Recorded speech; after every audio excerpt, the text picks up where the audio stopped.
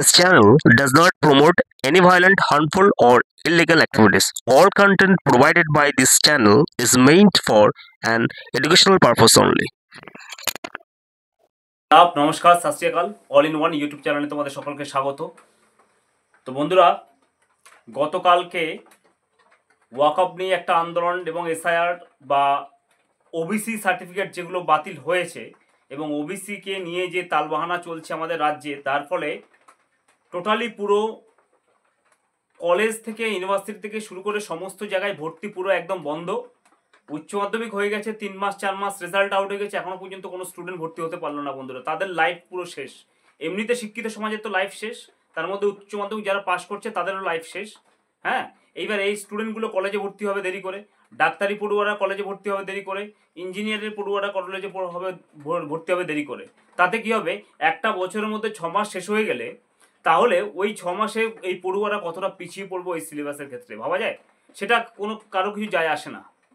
এই হচ্ছে ব্যাপার। মানে শিক্ষিত সমাজকে পুরো একদম মেরুদণ্ডকে পুরো স্পাইনটাকে ভেঙে দিয়েছে টোটালি পুরো এই পরিস্থিতিতে। তো যাই হোক, সেই নিয়ে বর্তমানে যে একমাত্র রাজ্যে এই যুব সমাজের কাণ্ডারি প্রতিবাদ যিনি করছেন তিনি হচ্ছেন নওশাদ সিদ্দিকী ভাইজান। এই ভাইজান প্রতিবাদ করেছে বলে, অর্থাৎ যে কোনো মূল্যে, by hook or by crook, যে কোনো মূল্যে একমাত্র ভাইজানকে যদি বসিয়ে দেওয়া যায়, অর্থাৎ এই প্রতিবাদী মুখটাকে যদি বন্ধ করে দেওয়া যায়, তাহলে আর প্রতিবাদে কেউ থাকবে না বন্ধুরা।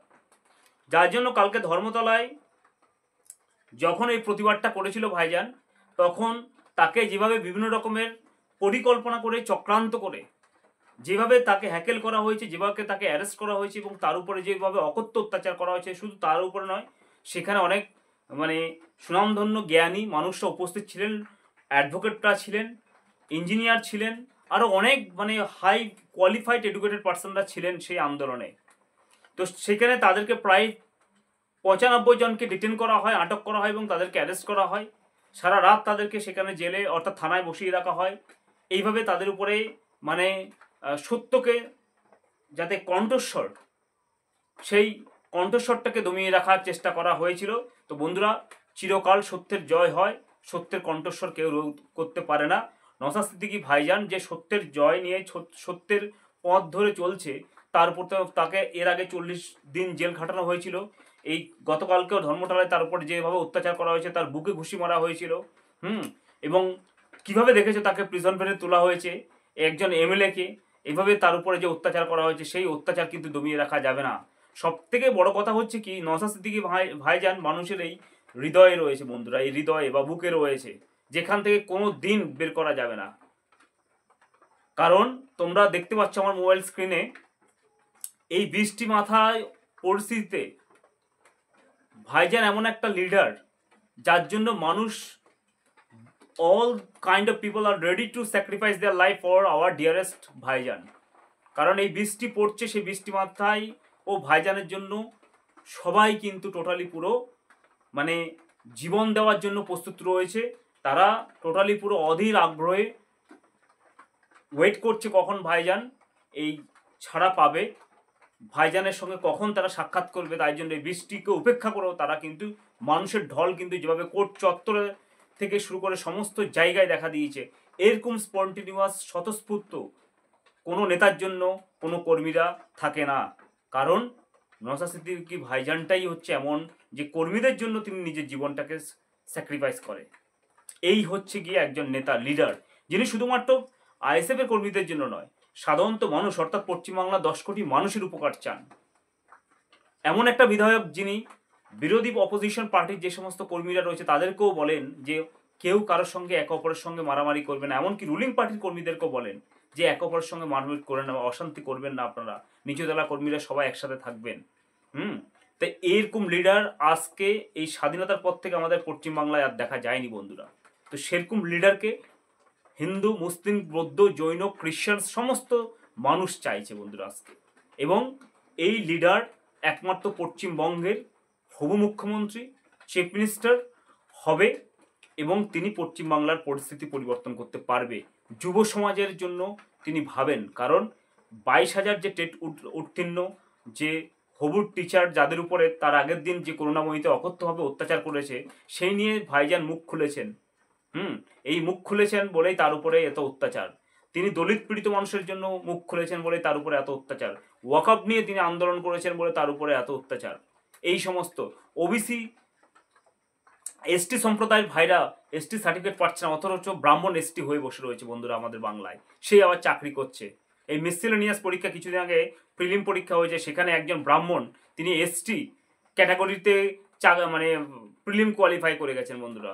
তাই সেই জন্যই সেই অন্যায়ের বিরুদ্ধে ভাইজান লড়ছে বলে আজকে ভাইজানকে মানে সমস্ত প্রশাসন দিয়ে আটকানোর চেষ্টা করা হয়েছে, কিন্তু সত্যের জয় হবে, সত্যের জয় হয়েছে।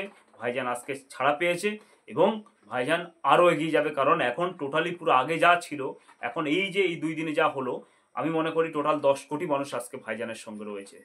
তো সেক্ষেত্রে যুব সমাজ ভাইজানের সঙ্গে রয়েছে, কারণ যুব সমাজ পশ্চিমবাংলায় শেষ হয়ে গেছে।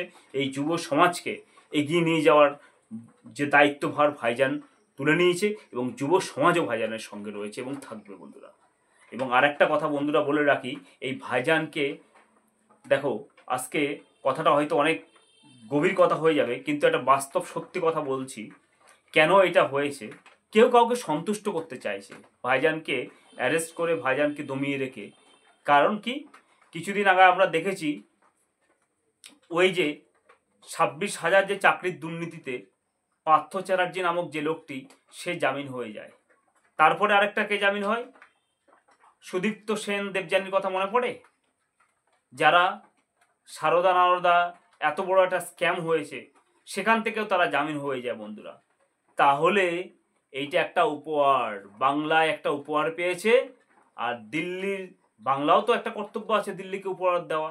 সেই উপহারটা কি, ভাইজানকে দমিয়ে রাখার উপহার, যাতে করে এই সমস্ত যে বিল নিয়ে বা আন্দোলন করছে ভাইজান যাতে না করতে পারে, তাই জন্য দিল্লিকে দেখাতে হবে, এই যে দেখো আমি অ্যারেস্ট করে দেখিয়ে দিয়েছি, আমি একে দমিয়ে রাখছি।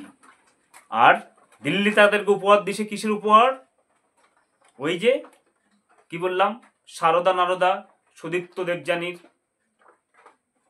তারপরে হচ্ছে পার্থর, এইগুলো হচ্ছে উপহার বন্ধুরা। তো যাই হোক, ছোট্ট করে এই কথাটা ইঙ্গিতটা দিয়ে দিলাম, তোমরা জ্ঞানী মানুষ সবাই, তোমরা বুঝে যাবে। কিন্তু আমি একটা কথা বলি, সেটা হচ্ছে কি, আজকে ভাইজান জেল থেকে মুক্তি পেয়েছে এবং আইএসএফ আগে যা ছিল তার থেকে 100 গুণ বেশি বেড়ে গেছে, আরও বাড়বে। আইএসএফকে রুখানো যাবে না, ভাইজানকেও দমানো যাবে না, এটা 100% শিওর। তো প্রতিবাদ আন্দোলন চলতে থাকবে বন্ধুরা। একটা কথা তোমাদেরকে সবাইকে বলবো, কোনো রকম কোনো প্ররোচনাতে তোমরা কান দেবে না, কারণ অনেক রকম প্ররোচনা, অনেক রকম হানি বি যাকে বলা হয়, হ্যাঁ, মানে মহিলা দিয়েও কিন্তু অনেক ক্ষেত্রে টোপ অনেক কিছু সাজানো হবে। সেক্ষেত্রে সবাই খুব সাবধান। মোবাইলে দেখো আননোন নাম্বারে কোনো ফিমেলের কল আসবে, ফেসবুক হোয়াটসঅ্যাপে এই সমস্ত জায়গায় কল আসবে, এটা একটা টোপ দেওয়া হবে, হানি বি যাকে বলা হয়, সেগুলো থেকেও সাবধান থাকবে তোমরা প্রত্যেকটা মানুষ। কারণ এইটাও একটা টোপ দিয়ে কোনো একটা নেতাকে, কোনো একটা ওয়ার্ডের যদি কোনো একজন থাকে ভালো আইএসএফের হয়ে বা সাধারণত মানুষ হয়ে কাজ করছে, তো সে যদি তাকে দমিয়ে রাখা দেওয়া যায় এই হানি বিয়ের মধ্য দিয়ে, তাহলে তার নামে কেস থেকে শুরু করে সমস্ত কিছু হয়ে যাবে। তো সেই দিক থেকে সাবধান, আইন বহির্ভূত কোনো কাজ করা যাবে না, আইন মেনে, সংবিধান মেনে আমাদের সমস্ত কিছুভাবে কাজ করতে হবে, এগিয়ে যেতে হবে, তবেই কিন্তু জয় অবশ্যই আসবে। আর কি, সাধারণত মানুষ শেষ কথা বলে, একটা নেতা একটা কোনো কিছু শেষ কথা বলে না। একটা সিপিএম 34 বছর ছিল, তারাও চলে গেছে, এরাও রয়েছে 15 বছর।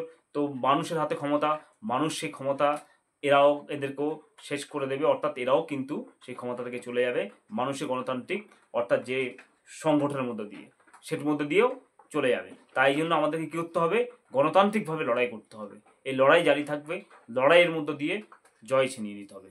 তো বন্ধুরা, আজকে ভিডিওটা এটুকুনি, ভালো লাগলে লাইক শেয়ার সাবস্ক্রাইব করে, ধন্যবাদ।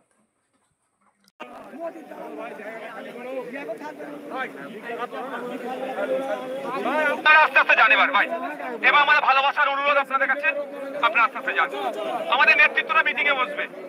ভাই আমার ধন্যবাদ আপনাদের, আপনারা এই বৃষ্টিতে আমাদের জন্য অপেক্ষা করেছেন, আমাদের শক্তি আপনারা আরো বেশি বাড়িয়ে দিয়েছেন। আস্তে আস্তে আপনারা, কুদরতুল্লাহ ভাই আপনি আমাদের নাসির খান ভাইদেরকে নিয়ে আনসারি সাহেব को लेके आप लोग चला जाइए।